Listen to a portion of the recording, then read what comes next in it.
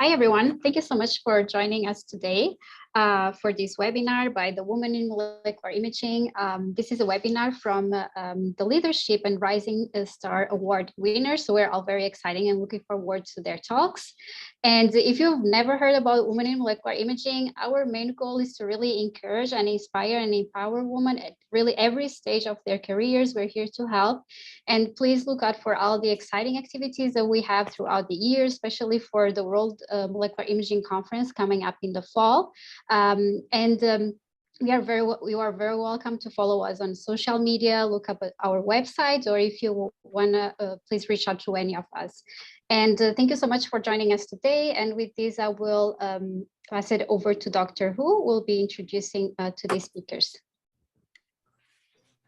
Thank you, Patricia. Yes, I'm Anna Wu, Professor and Chair, Immunology and Theranostics at the City of Hope. And I have the privilege of moderating today's session. And I just wanted to make a couple quick logistical comments at first. Please type your questions into the chat. We will be addressing questions for both speakers following the second talk. So we're going to hold those to our formal question and answer session at the end.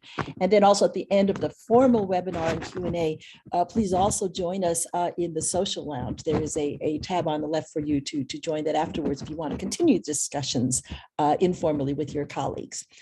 Okay, so as past president of WIMIS and a founding member of WIMIN, it's really an honor and a pleasure to moderate today's special WIMIN webinar in which we introduce and honor our 2021 recipients of WIMIN's Award for Outstanding Leadership and our Rising Star Award. So it's a privilege to be able to introduce Dr. Ann Menkins, who's familiar to anyone and everyone in the molecular imaging field. If you haven't interacted with her directly, you have nonetheless benefited from her long-standing role as a champion for molecular imaging. Anne received her PhD from genetics from the University of Arizona, and from 1997 to 2020, she served as program officer in the cancer imaging program at the NCI-NIH. She has served as a powerful voice for the potential of molecular imaging in the cancer research community. She has also been a thoughtful critic and helping hand whenever our grant submissions fell short. And we also recognize that she founded and ran an imaging camp for early career scientists. Importantly for us, Anne played a key role in the founding and early years of WIMIN. She worked closely with Kathy Ferrara and others to assemble the petition to even establish WIMIN. I think we were the first interest group within the World Molecular Imaging Society. She served as secretary and facilitator for WIMIN across our first 6 years, providing the glue that kept us connected, organized, and executing as we grew. So for these contributions to molecular imaging in general and WIMIN in particular, it's a pleasure to introduce Dr. Ann Menkins, who will speak to us about her career and maybe yours. Dr. Menkins. Okay, now I'm going to start my video and I'm going to share my screen. Okay, Anna, thank you so much for that lovely introduction. I wasn't expecting that. That's just beautiful. Thank you so much. So today I just wanted to talk about my career outside the lab. I know that people think about it, and I just want to share my experiences of what it's been like to leave the lab and have what I think is a really lucky experience career at NIH. First of all, though, I wanted to thank each and every one of the Women Leadership Committee for the honor of this award. I can't tell you how much it means to me to receive it after so much activity in women. I'm just very, very grateful. I wanted to start out saying that. So just a quick outline of what I'm going to talk about today. I'm just going to go through what my scientific background was and the decisions I made along that path, and then try to make a case for having a career at NIH. So I was not a driven, focused student. I meandered a little bit. I made some decisions based on emotion rather than career goals. I started out in the New York State system in a college called Potsdam, which is up near the Canadian border. In sophomore year, I took a genetics class, and I had a fantastic professor who really shepherded me through sophomore, junior, and senior year in genetics. It was terrific. But graduation came, and I had no idea what kind of job to get or even how to look. I had a liberal arts degree in biology. I knew that I liked genetics, and I really knew that I wanted to be warm. Potsdam is very, very cold all the time. Excuse me, Dr. Menkins, I'm not sure if your Yes. screen is being shared. Your Oh, slides. but I did that. Share screen. I just clicked that button, right? Yeah. Oh, I see what I was doing. Okay, sorry about that. Okay, and then go from the beginning. Now is it?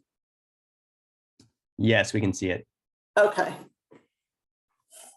So I applied to Arizona mostly because they had a genetics program and it was warm. And I did a master's, and at the end, the same deal. I didn't know what kind of job to get, didn't know how to look. I knew that I liked genetics and had started to get interested in molecular biology, and it was lovely and warm in Tucson. So I was happy to stay there. So I entered into the PhD program. And I floundered for 2 years. I got into a lab.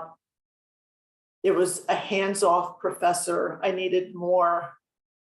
I floundered. So I started to interview for technician jobs because it was pretty clear that I was going nowhere. And I just happened to be in the right place at the right time, where a professor at Duke was starting a new lab and had been collaborating with people in the lab I was in, and said, why don't you just come and do your research at Duke? So I worked it out with Arizona. I moved to Durham, started all over again, and had a great experience there. We did DNA replication origins and bacteriophage T4. Those were really good years. That was a big move. I finished up at Arizona, and I made a huge mistake in taking a postdoc because it was easy. It fell in my lap. It was right at UNC. I didn't have to move. I knew it was wrong, and I did it anyway. So the one lesson that I learned from that is easy is good sometimes, but trust your gut. It was wrong. So pretty much as soon as I started that postdoc, I started applying for other postdocs, at which point I got a postdoc at Penn in the plant science lab, Plant Science Institute, doing light-induced transcriptional regulation in Arabidopsis. Loved the lab. I really loved the lab. I loved the people. I really loved Philadelphia. It was just good. And then we had a tragedy in my family, and your world becomes sort of cold and real. You know, you don't have time left for just sort of meandering. So it was time for me to acknowledge that I really didn't think that the lab was the future for me. And I knew that I didn't want to be teaching in a small college because that's what I came from. So I literally just started applying for anything that looked interesting. I knew that I wanted to stay in Philadelphia, and I just started looking. And before anybody questions it, I just want to say this right out loud. At this point, my imaging experience was autoradiography and bioluminescence reporter assays in Petri dishes. So I was not aware of the power of imaging at this point. But lucky for me, Dr. Baum in the Department of Radiology at Penn had just posted a job description looking for somebody to help them with grants. I had written a lot of grants while I was in the lab in the Cashmore lab. And I'm pretty good at editing and writing and that kind of stuff. And I think my guess is that my molecular biology background was of interest to Dr. Baum, because I certainly didn't have any imaging experience, but it was right there. I loved that job. I loved Dr. Baum. The faculty were so great. There's so many people that you know that were faculty that were so kind. We would work through their grants. It was like an immersion course in imaging. Those were really, really good years. I loved that time there. I learned so much. It was like going back to school. And then after those 3 years, things were changing in the department. Dr. Baum was stepping down. I wasn't sure what was going to happen with that job. And he had been involved in NIH. It was at the beginning of the doubling, and things were changing at NCI. And he said, there's a job there that I think you'd be interested in. And off I went to NCI. It was, I don't know, it was just great. So the transition for me out of the lab was relatively painless. Tony Cashmore, who was the lab head, was very supportive when I was leaving the lab. My peers were supportive. I knew it was the right decision. So it wasn't anywhere near as traumatic as it could have been. So I want to spend the rest of the time just explaining a little bit about what we did, what I did as a program officer at NCI, and try to convince you that it's a good way to spend a career. The best part about being a program officer is the investigators. That sounds like a suck-up statement, I realize, but I don't have anybody to suck up to anymore. So it has to be a real statement. You interact with researchers that you could never possibly imagine communicating with. And especially at times that can be challenging. The investigators are the best part of being a program officer, just flat out. The bread and butter of what we did at NCI was grants, as you well know. And we would interact with investigators at every step, and every step could be difficult, as you know. The rules change, the policies change, the budget changes. It's a lot. It's a lot for all of you investigators. And I don't think that any of us at NCI ever lost sight of the fact that we were there to try and help your path through the NIH process. So it was sometimes difficult, but it was always good. There's a fair amount of paperwork involved, but no more than the paperwork that you deal with every day in your current positions. So it's manageable.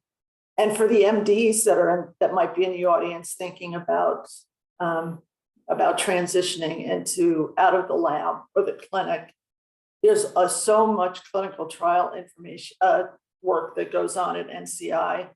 And Dr. Shankar in CIP is the main contact for that for us. So if you're interested in talking about MD related work at NCI, I would suggest talking to her. So that's really the bread and butter of what we did.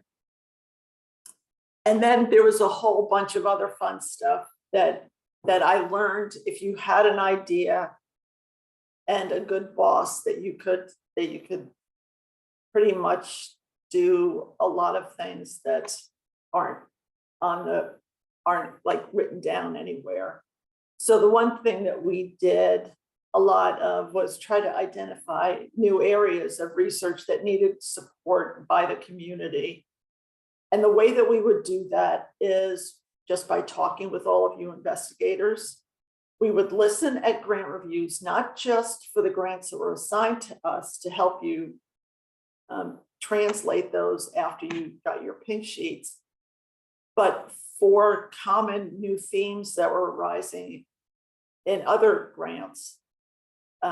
We would go to society meetings, we'd run into you at society meetings, listen to the talks, just trying to find areas where you needed support. And then if we could lock onto one of those topics, we'd get workshops together to try and get more specific input on a particular topic. I know many of you have participated in some of those workshops. I know Anna for sure has participated in a lot. And I would encourage you, if you're interested, if you're invited to participate in a workshop, to go ahead and do it, because we really did value your input. And just as an aside, if you're invited to review grants, please do that too. It's so critical to have good reviewers on grants. It helps the grantees, and it helps you in writing grants too. So I'm just going to put in a pitch for reviewing if you can. And then after the workshops are done and we have a real idea, then it comes back to the program people to start to turn those general ideas into real funding initiatives. So you have to match what the needs of the investigators are to the funding mechanisms that are available. There's about 1,000 levels of approval that we have to go through in order to get those initiatives approved for publication. And then we have to write the initiatives and get them published until you see them in the NIH Guide for Grants and Contracts. And then once it's published, we're back to the grants process of trying to explain how to get these grants through. Those are really fun things to do. They're a little bit grueling, but no more grueling than writing your own grant or setting up your own research program. So those are really fun. And the other thing that was also really a lot of fun, this is also dependent on money, who your boss is, and how much time you have. But there are lots of other things that we got involved with. Anna mentioned that we did the cancer imaging camp, which I loved for 6 years. That was a collaboration with our colleagues in the cancer biology division, and Bonnie Sloan, who's at Wayne State. That was her, it was a brainchild of hers while she was part-time. She came to visit part-time at NCI. Those were really good years. We worked a lot with the Common Fund programs, some of which you may be interested in.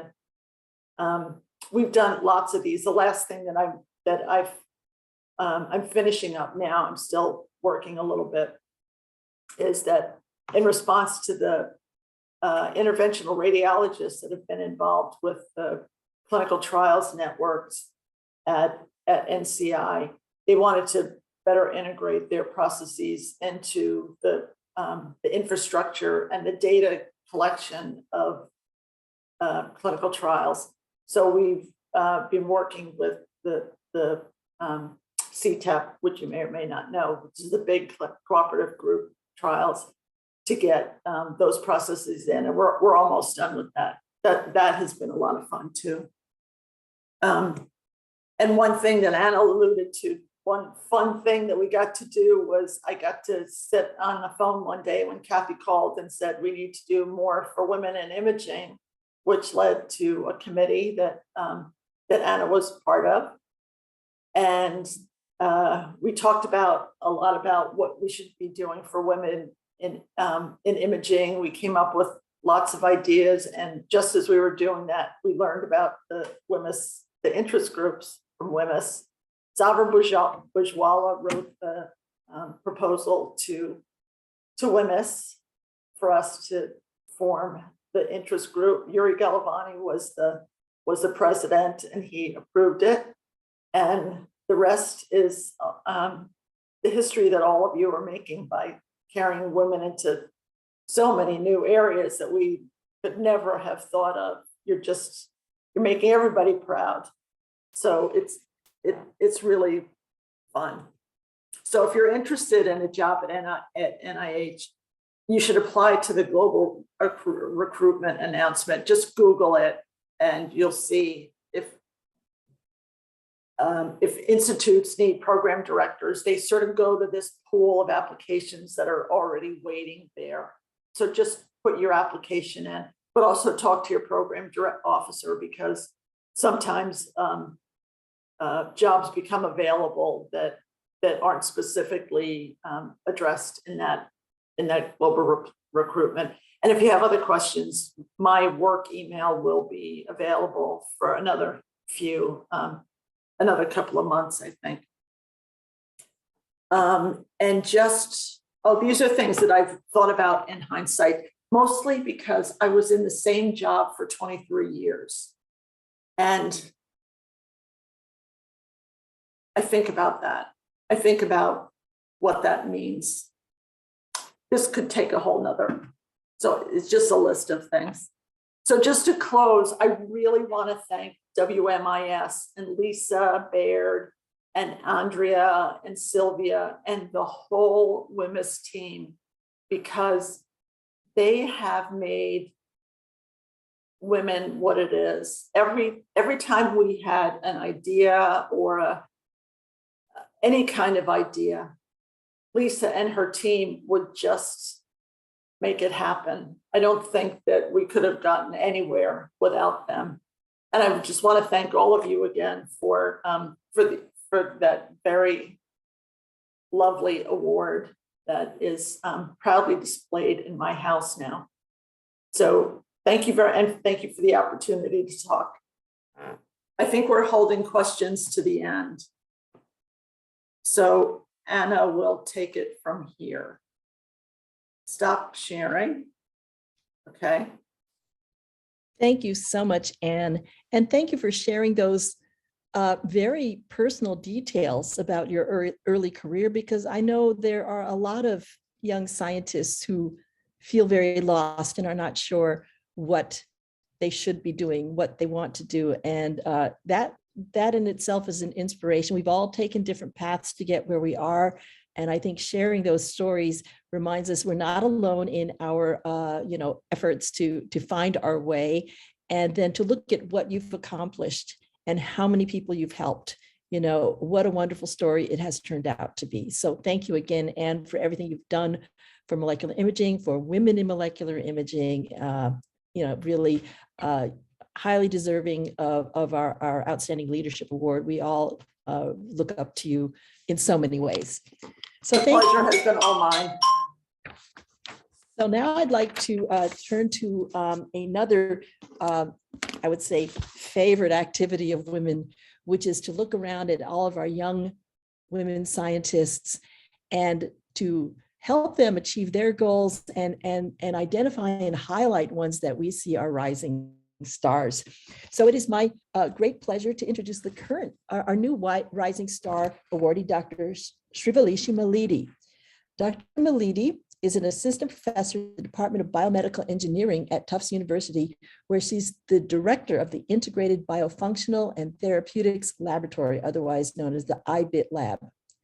Her undergraduate degree was in electronic engineering, and then as a graduate student in biomedical engineering at UT Austin, she focused on ultrasound and photoacoustic imaging and applications.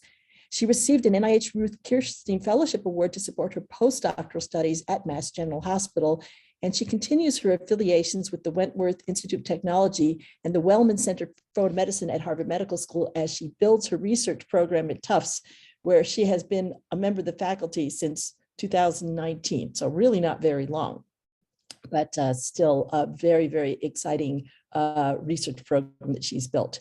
So in recognition of her achievements and potential, and also her commitment to advancing diversity within her university and professional societies, Dr. Malidi is the 2021 recipient of WIMIN's Rising Star Award. We look forward to hearing about Dr. Malidi's innovative research in her presentation on multiparametric nanotechnology-enabled ultrasound-guided photoacoustic imaging for personalizing cancer treatments. Dr. Malidi.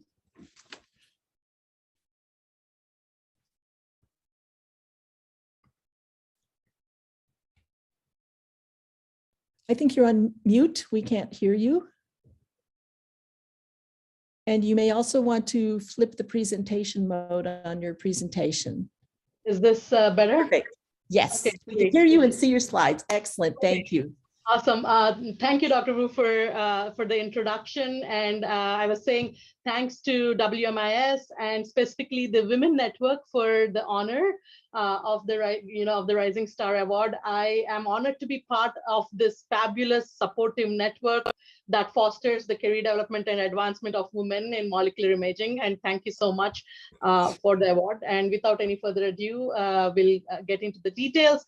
So I run the Integrated Biofunctional Imaging and Therapeutics Laboratory. We specifically work with ultrasound-guided photoacoustic imaging.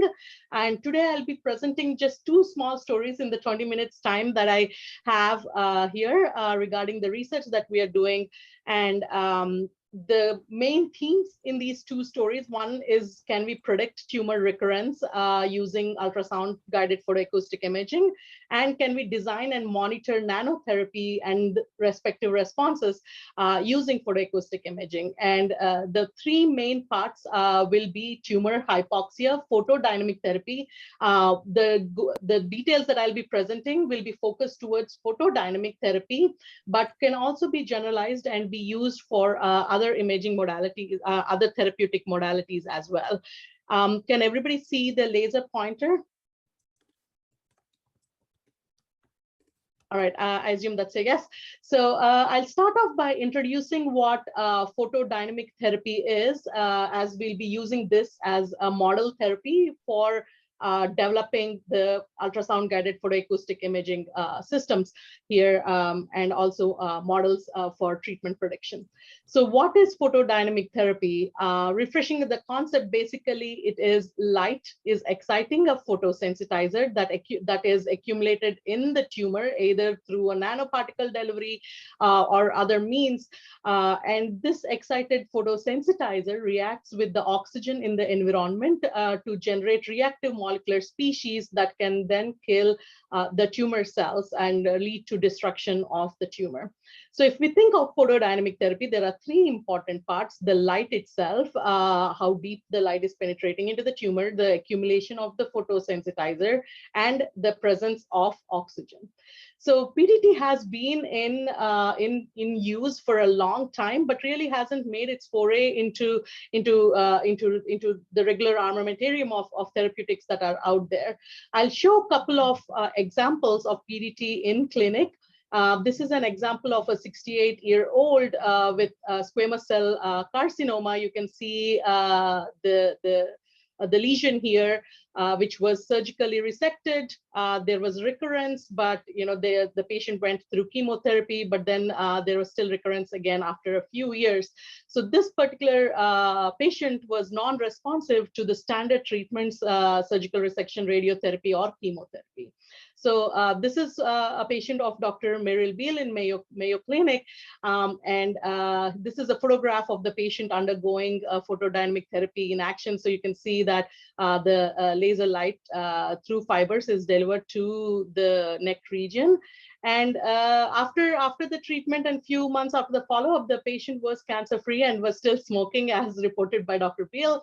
I'm going to show another example, a study of patients in oral cancer, patients with oral cancer, and which I was also involved in. This is work that comes off of from Harvard Medical School from Dr. Taiba Hassan's lab, where I was a postdoctoral fellow as well. So here you can see a T1 lesion in this patient. This is a photograph of the lesion before treatment, and 1 week post photodynamic therapy, we do see a lot of inflammation around the lesion. And at 8 months follow-up, essentially the patient has no tumor, the doctors identified no cancerous cells in the histology as well. So from these photographs, you can actually see the mucosal healing is excellent in photodynamic therapy. However, it didn't make its mark yet, probably because of two major reasons. One being the presence of oxygen. So if tumors are hypoxic, photodynamic therapy is not as effective.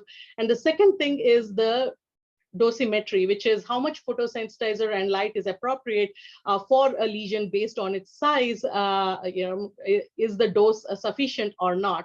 So to do that, or to really make photodynamic therapy effective, there is a need for imaging modalities to design the dosimetry appropriately, and also to monitor the oxygen or the oxygen content in the tumor.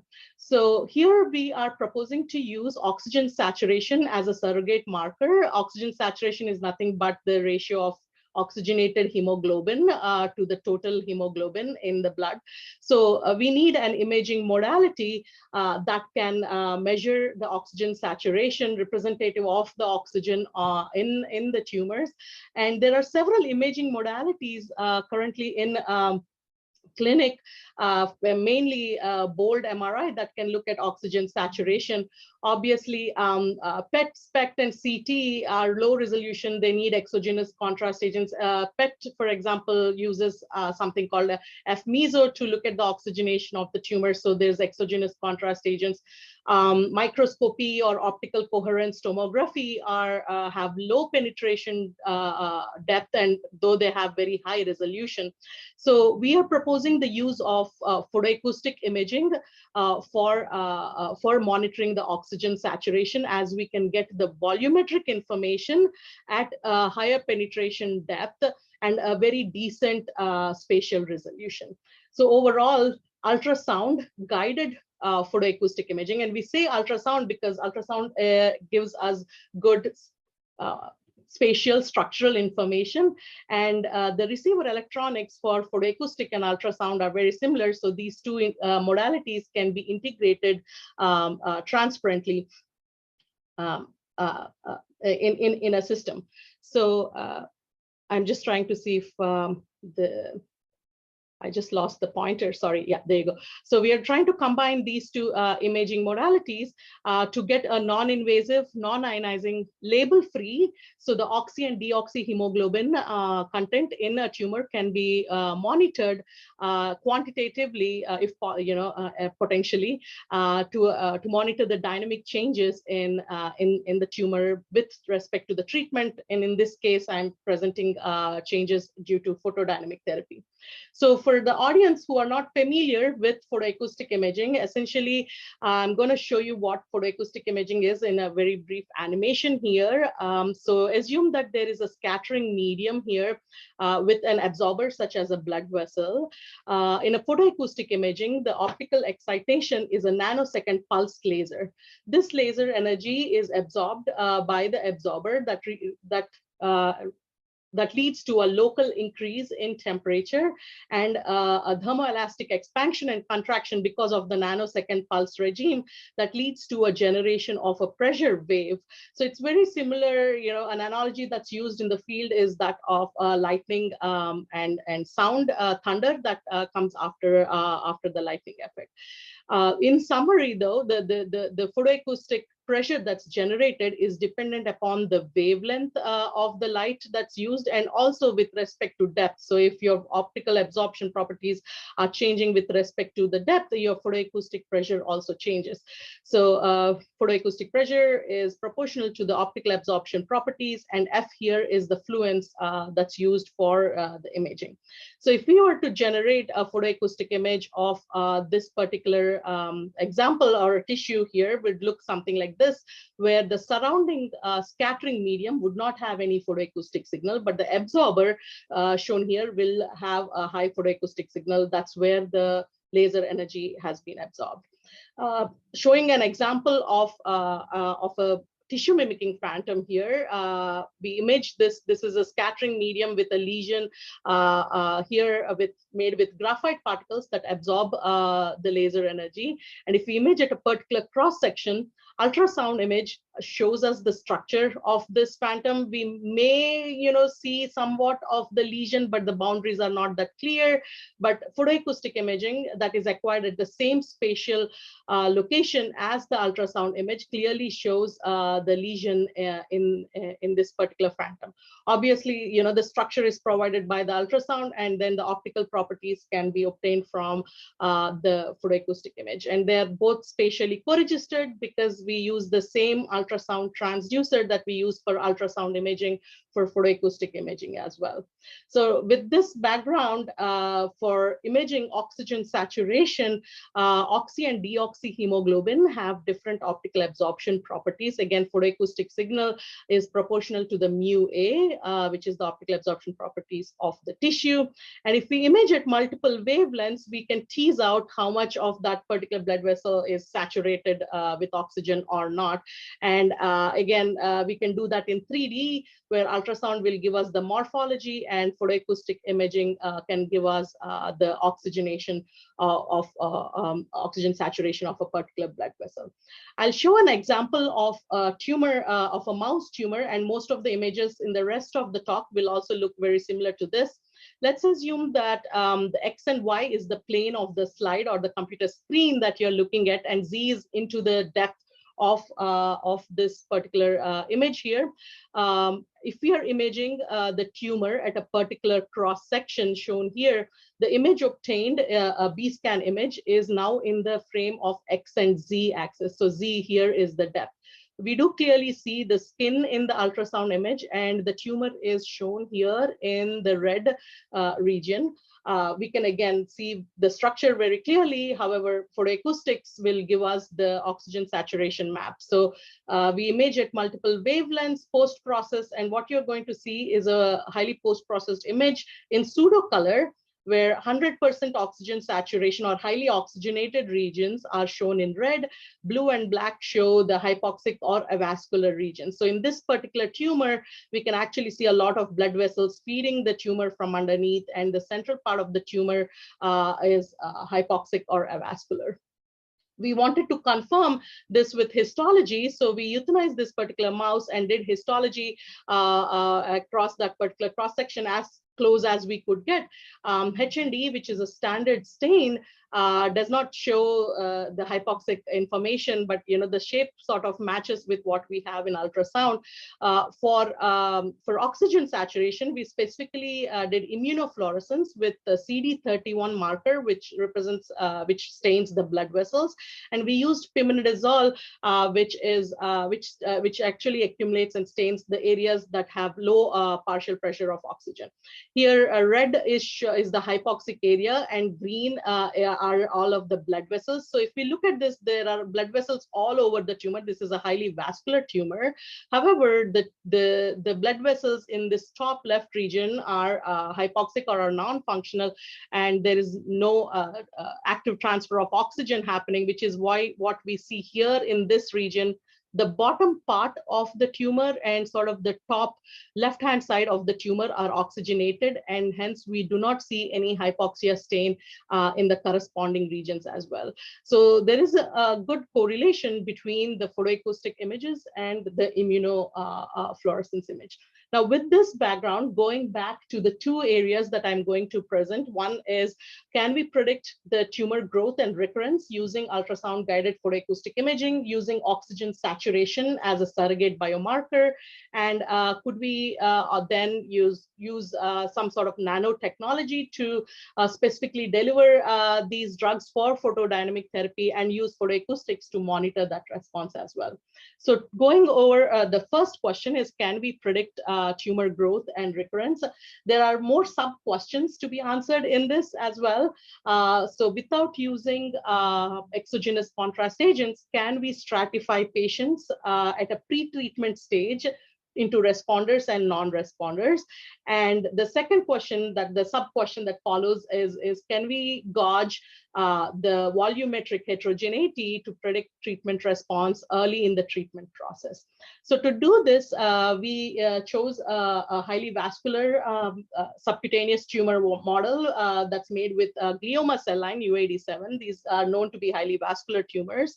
Once the tumors reach 6 to 8 millimeters in diameter, we performed photodynamic therapy. Here, the photosensitizer that we used is benzoporphyrin derivative that is already FDA approved. And basically shine light on the tumors after the photosensitizer is delivered. And we image these tumors before and after the photodynamic therapy. What I'm going to show you next is the treatment response.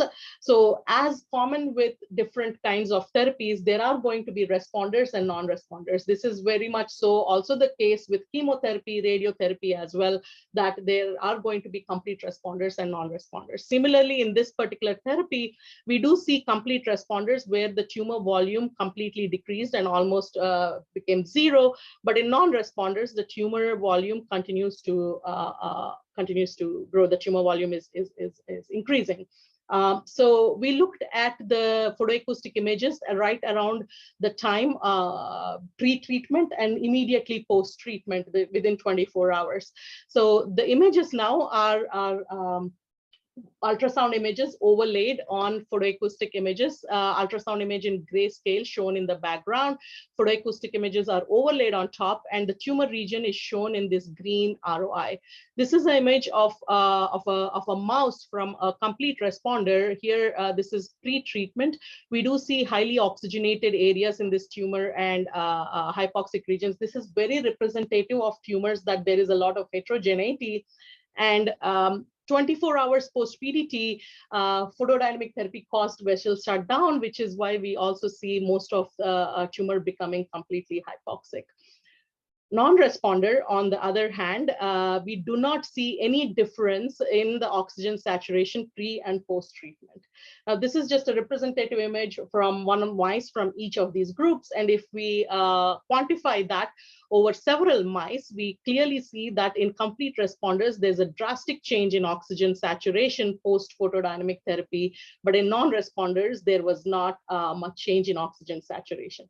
So if we just monitor StO2 in these patients, in these mice, we can identify or stratify responders from non-responders at a much early time point post-treatment, rather than waiting 2 to 3 weeks later and identifying the tumor regrowth. Going to the second question, this was exciting. So now it gets really more exciting when we are trying to understand tumor recurrence. So showing you more data here, we talked about the blue line, which is the complete responders, and the green line, which is the non-responders. There are a few mice which actually fool us onto being responders. So the tumor volume continues to decrease, but at some point they try to regrow back into these aggressive tumors.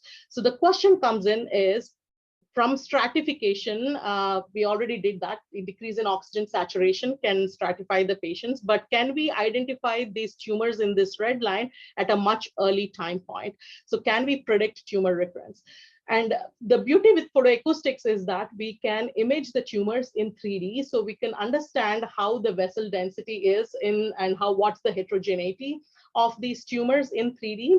And we exactly did that and computed something that we call a prediction map. So what you're seeing here is 2D B scans of the tumors pre and post treatment. Ultrasound is going to give us the 3D volume. Photoacoustic imaging will give us the oxygen saturation map. And you can actually appreciate that there is a lot of heterogeneity, maybe a big blood vessel here, and then some blood vessels underneath for this particular tumor. And we monitor the same tumor longitudinally over time. This is possible because this is completely endogenous contrast. There is no exogenous contrast being injected here. And we put the two pre-treatment and then post-treatment maps through a simple algorithm saying the regions which had less than 10% oxygen saturation change, paint that region to be responsive, and if there is no change in oxygen saturation, paint that in red, that particular voxel in red, and say that this is a non-responsive region. And essentially from something complicated like this, we made it into a green-red sort of a map to generate this prediction map through a simple threshold-based algorithm of change in oxygen saturation.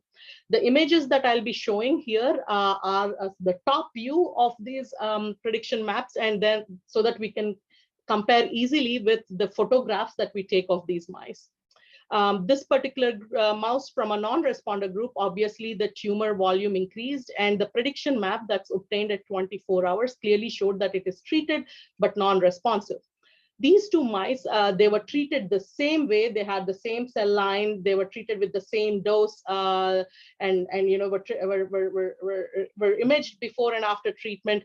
And 3 days post, we do see a lot of necrosis in the tumor region, which led us to expect that both of these tumors will respond completely to the treatment.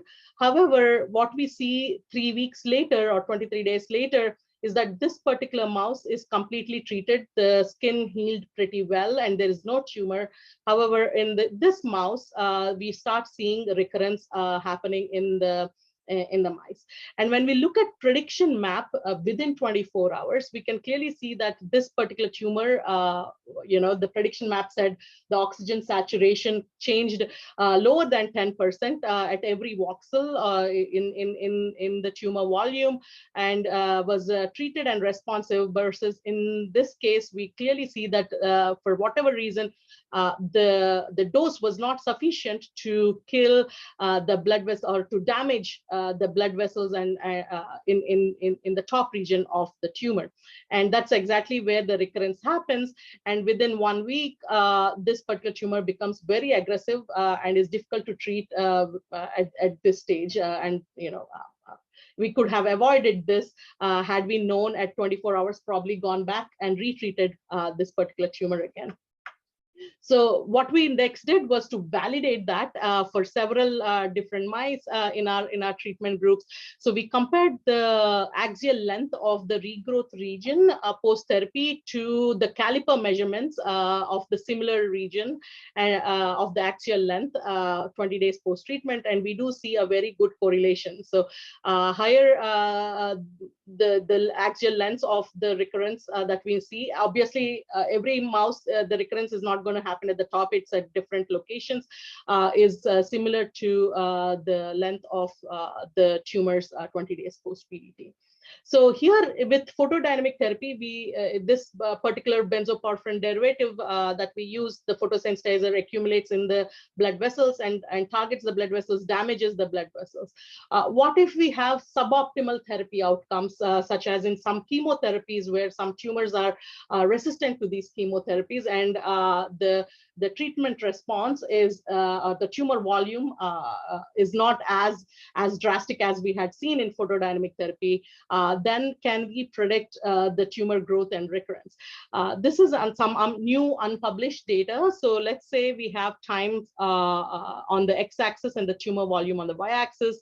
We started treating the mice on day 10, and obviously this is a suboptimal treatment. In this case, we treated with a tyrosine kinase inhibitor, which was was not effective in this particular group of mice. And then we have the control group. There is statistically significant difference between the tumor volume, but obviously it was, you would want the treatment to be very effective. Here it was not. And when we look at oxygen saturation for these particular tumors, really we can't see statistically significant differences between the oxygen saturation values in the tumors. Maybe right after we started the treatment, there was some significance, but really after that initial response to treatment, there was no change. So what we ended up doing is, well, does this mean that oxygen saturation cannot predict? That's not true. So what we ended up doing is look at every individual tumor, calculated the growth rate of that tumor, and looked at change in oxygen saturation pre-treatment and then post-treatment, and did a logistic regression to show the sensitivity and specificity of such measurements. So if we just consider tumor volume, that means if on the day of treatment, which is our day 10, what will be the growth rate compared based on the pre-treatment volume, the sensitivity and specificity curves, the ROC curves are not that great. If we add on to it the change in oxygen saturation pre-treatment, there is some improvement in our prediction model. And if we add on the after the treatment, the post-treatment, which is day 10 is when the treatment started, to day 14, it's not as statistically significant. But then what happens when we combine all of these three into a model where we have the pre-treatment volume, so smaller tumors respond differently from larger tumors, the way the tumors develop vasculature, which is given by the pre-treatment STO2 changes, and then what happens to the STO2 after the treatment is initiated, which is day 10 to day 14. When we combine all of these three parameters, we do see improvement in the area under the curve for the ROC curves. And we are trying to build this model and make it more robust. And we expect that it's not just the pre-treatment volume or change in treatment on one day, but over time that we have to understand how the tumor was on the day that it's being treated or right before it's getting treated to how it's changing post-treatment. So our next work is involving building these models. And so far it looks like the combination of pre-treatment, change in oxygen saturation, pre-treatment and post-treatment will be key. Moving on from this work to our next work, which is designing nanotherapy responses. Again, going back to photodynamic therapy, I was mentioning that oxygen is very, very important. And currently for PDT, the status of the tumor is measured, the oxygen status of the tumor is measured through bold MRI or through oxygen electrodes, which are point measurements. And previously, some groups have shown that oxygen saturation, if it is low, the tumors are non-responding to photodynamic therapy. And if it is high, which presence of more oxygen, the PDT response is very good. So PDT overall is impacted by oxygen and photosensitizer delivery and uptake. So we wanted to identify, or can we actually deliver both photosensitizer and can we specifically deliver oxygen? Sorry about that. To the tumors. So oxygen is currently measured through electrodes, and I just showed you an example that we can use photoacoustic imaging to monitor oxygen saturation. And in general, for PDT, photosensitizer is also a fluorescing agent. However, this is surface weighted, and we can't really understand how the photosensitizer is accumulating in the tumor using fluorescence imaging.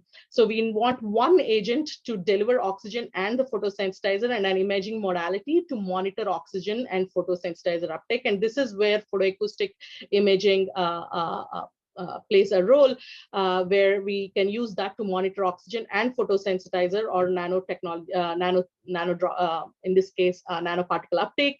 And also, if we deliver oxygen, that will change the oxygen saturation, and we can use photoacoustic imaging to monitor that. So to do this, we developed photoacoustic nano droplets, where these are perfluorocarbon droplets with oxygen filled in the liquid core.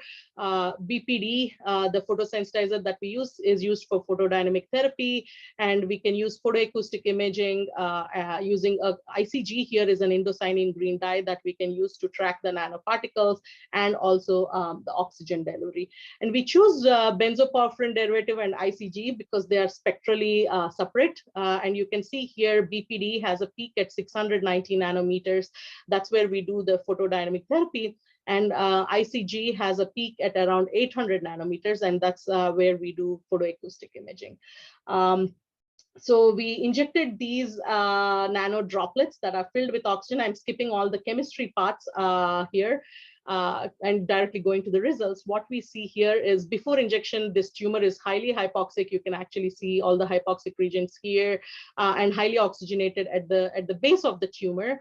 And after injection, you can appreciate the increase in oxygen saturation at all of these hypoxic regions. We also confirmed that with oxygen electrode inserted into these tumors. And before injection of these nano droplets, the oxygen the PO2 is very low. But after injection, the PO2 values in the tumor significantly increase. And we've also looked at oxygen saturation for several mice, and there is clearly an increase in oxygen saturation in these mice as well. We've also validated that with immunofluorescence. Again, this is a control mouse that was injected just with saline. There's a lot of pimenidazole, like hypoxia stains, shown here in green. The blood vessels are shown in red here, and blue is the DAPI. There's a lot of hypoxia, as you can see in these tumors. And with nano droplets, we essentially don't see any pimenidazole stain, which means that we do not see any hypoxia. So the hypoxic areas significantly decreased with our nano droplets that had benzoporphyrin derivative ICG and PFP.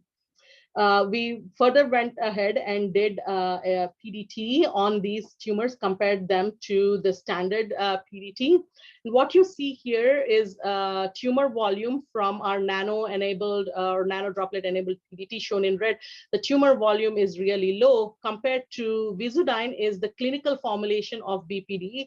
The tumor volume is still somewhat increasing, and there's no decrease in tumor volume because of the clinical formulation. We also did histology and clearly showed that the necrotic volume with photodynamic therapy and nano droplets is significantly higher. So in summary, what I've shown you is the ultrasound guided photoacoustic imaging can help in stratifying the subjects, responders to non-responders very early on in the therapy. And we can also use the oxygen saturation imaging capability of photoacoustic imaging to understand the delivery of nano droplets, whether it's delivering oxygen or not, and obviously to monitor therapeutic response. We are also working on designing combination therapies using ultrasound guided photoacoustic imaging, and also build clinically translatable combined PDT and photoacoustic imaging online dosimeter tools to make this therapy and imaging combination much effective in the clinical realm. We also recently wrote a review paper, and I refer everybody to this particular paper that talks about how ultrasound and photoacoustic imaging can be used in photodynamic therapy for cancer. With that, the acknowledgements for the lab members. Marvin led a lot of effort on the nano droplet work. My mentors, Dr. Taiba Hassan at Wellman Center for Photomedicine, and rest of the collaborators from Nano Hybrid Zinc, with whom we collaborate on the nano droplets work as well, and funding from the NIH, obviously the rest of the IBIT team members. And thank you so much, and thank you to the WIMIN team and all the attendees for attending the seminar.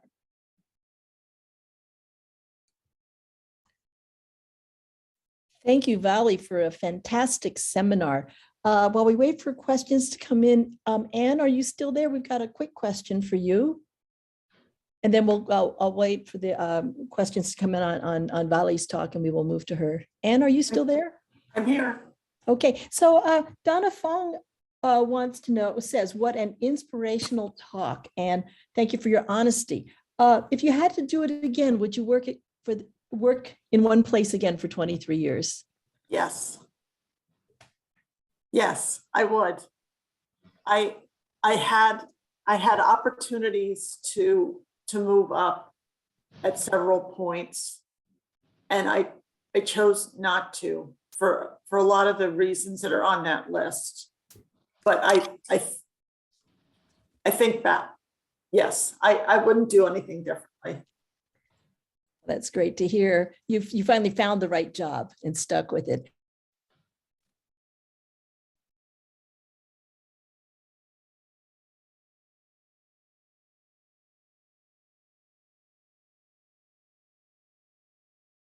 Oh, Anna, it looks like Anna might be frozen.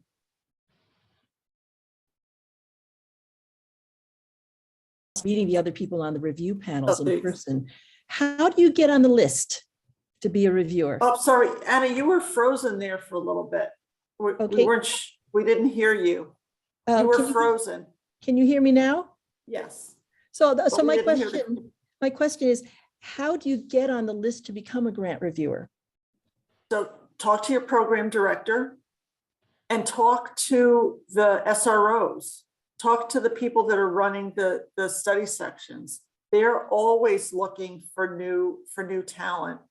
And I think now they even have a program to bring in new investigators, to bring you in to review a grant. Yeah, talk directly to them, just contact them. Yeah, because I think that's such a fantastic experience in so many ways. You learn so much from reviewing grants and hearing from other reviewers. So Yeah. I encourage everyone to participate. I served on, I think, MEDIA for 4 years and CMIP for 4, and I'm still on a lot of ad hoc committees. And it really helps you keep up with the field and helps you write better grants. So it's really, really important. Vali, I've got a question for you again from Donna Fong. Do the nano droplets alone, without photoacoustic treatment, increase the size of the tumor because it increases the O2 at the tumor? That's a great question. We haven't looked at it yet, and that's something that we are trying to address. I think, I can't say for sure what will happen. We tried to do a control in our particular one kind of cell line. We used oral cancer cell line. We haven't seen an increase in tumor volume compared to the regular no treatment that was not injected. But again, it depends upon how cells react with extra presence of oxygen. So it's a good question. I think we have to do more cell lines and more tumor lines to actually answer that effectively. Yeah, and I had a quick question for you too as well, just trying to understand the time course of all this. So you inject the nanodroplets intratumorally. So how long is the oxygen? Intravenous. Intravenously. Okay, so they just localize the tumor via EPR or whatever or other effects. But so what is the time course like of the oxygen concentration going up and staying up? Because oxygen, of course, diffuses away quickly. And then what is your window then for when you do the PDT? Have you have you looked at that? Time window is very short. It is within 1 hour. So we inject and which is why, we had such good results. If we were waiting for a longer time, then yes, you're absolutely right, Anna, that things will diffuse out. The oxygen will diffuse out. But still very, very impressive results.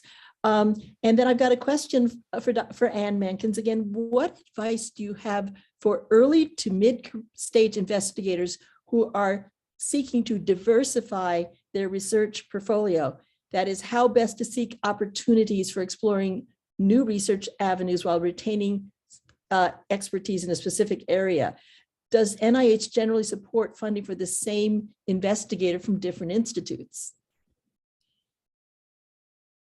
The same investigator from different institute. Oh, yeah, absolutely. And I think that's a wise strategy. You should get your first R01 and start thinking about that second R01, because you're going to have gaps when the review process goes. You should always have more than one project going on. Yeah. But also how to move into new areas. What are the best ways to move into new areas? Oh, You're probably better to answer that question than Yeah, I I was going to am. say, and actually, I could say I've got NCI and I had NIAID funding, so you know it Yeah. is possible. And I just think in general, well, first of all, look at us in molecular imaging field. We come from so many disciplines. We have such a cross-disciplinary field, and I think that that's our strength. And that's also how you build strength in one area, but move into another. That's how we advance the field. But I think also that's how you do diversify your research portfolio. Just it sort of comes naturally, I think, in molecular imaging because we bring so many disciplines together. Right, and you're collaborating with such a wide range of specialties. Yeah. Yeah. Okay, we have some great, fantastic talk, Valley, from a number of people. I'm just looking at comments and questions here, although we are at the top of the hour and a little bit beyond. Oh, here from Kathy Ferrara. Valley, have you considered evaluating sonodynamic therapy with your particles? I think you're muted. Yes, thank you for the question. Yes, we have sonodynamic therapy is also, and the combination with photodynamic therapy and sonodynamic therapy as well. Obviously, as Anna pointed, we started our lab in 2019, so getting so much done was was a Herculean task. But yes, that is in action. So soon we'll probably have some results on that. Okay, terrific. Now, Valley, really appreciate your talk. I understand the whole field so much better, but I also really appreciate the very targeted and research that you're doing to make this useful, make it accessible and useful. That's just as important as having, state-of-the-art technologies. So we are a little past the top of the hour. I believe it's time to move on to our informal networking discussions over in the social lounge. So those of you on the web interface, if on the left, you'll see there's a link you can click if you want to move over to the social lounge, and I'll invite our speakers to join them as well. So thank you all for a wonderful session. And again, thank you and congratulations to both of you, Anne and Vali, for what you have accomplished, what you are accomplishing, and the goals, that the standards you're setting for the rest of us. Really terrific session. Thank you, everybody. Thank